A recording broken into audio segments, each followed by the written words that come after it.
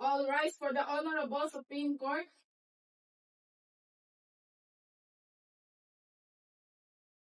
In GR number 223665, University of the Cordilleras, Dr. Ricardo Pama, Dr. Cleopas Basaen, Dr. Miriam Manejo versus Benedicto F. Lacanaria. Case about serious misconduct and code of ethics violation. Swear to tell the truth? Yes. Court in session. Order! Order in the court! Sit! University lawyers, state your case. Thank you, Your Honor, and I will proceeding stating the case. Professor Benedicto M. Lacanaria, Associate Professor at College Teacher Education, committed grave misconduct on February 25, 2010.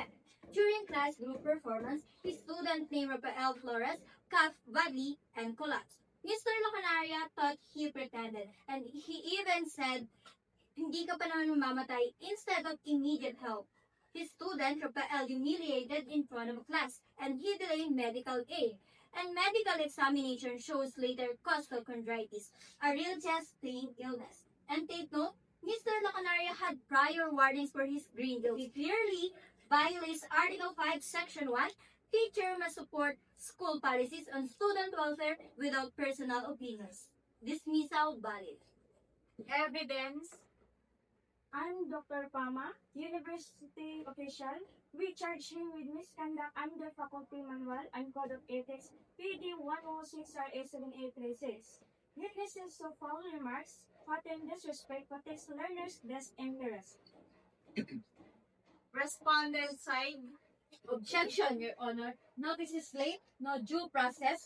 Mr. Lacanaria couldn't attend hearing fully. Coughing, seem he. He smoked heavy, no intent to harm, not illegal dismissal. Yes, Your Honor. I saw coughing as normal for smokers. Didn't think serious. Jokes before, just class fun. No malice. The university rushed the process. Witnesses for prosecution. Call Rafael Flores. I coughed so hard inside the classroom, begging to go to the clinic, but Prof. Lacanaria said, "I'm just pretending." He said, "Hindi ka pa naman mamamatay," blah. I collapsed from costochondritis pain, humiliated, delayed help worsening. Witness is entering. I'm a doctor who examined Flores after the incident. He was diagnosed with costochondritis, a real condition that caused chest pain and coughing. He needed a quick pain, and the delay was risky. See, he failed and violates Article 5, Section 1. Every teacher shall make an honest effort to understand and support the legitimate policies of the school, regardless of personal feeling, and quickly carry them out. The school policy protect the student first, and he ignored it and used personal opinions. He publicly humiliated his student and no aid. The record prior shows pattern dismissal just. But due process, late notices, he has rights. I support school, but that day seemed fake. Regret if wrong. Regret too late. You heard profession class. Arguments on ethics violation. This exactly fit to Article 5, Section 1, is school policy on student safety. Controversy overlooked, he dismissed based on feeling, not policy. And he shows no honest effort at all to support admin rules. And take note for his foul remarks, which is hindi ka pa naman mamamatay, to his student, which is Rafael Flores. And this case is aligned perfectly because he failed to carry out welfare duties faithfully and professionally.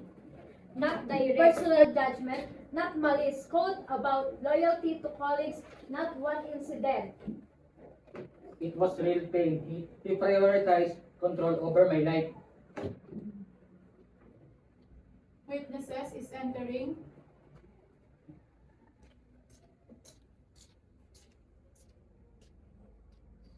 Class was for the student.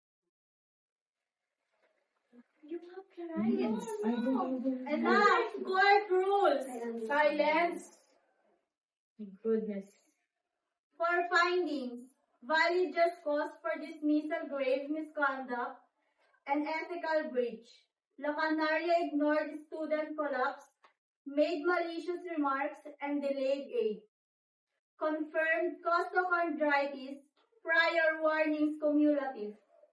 Violated Article 5, Section 1 by not supporting school welfare policies over personal views. But statutory due process lacking late notices. Award 30,000 nominal damages to Mr. La Canaria. Dismissal stands. This case teaches us teachers prioritize student best interest. Follow ethics daily. Loyalty means policy first, no excuses, case closed. Court adjourned, all rise.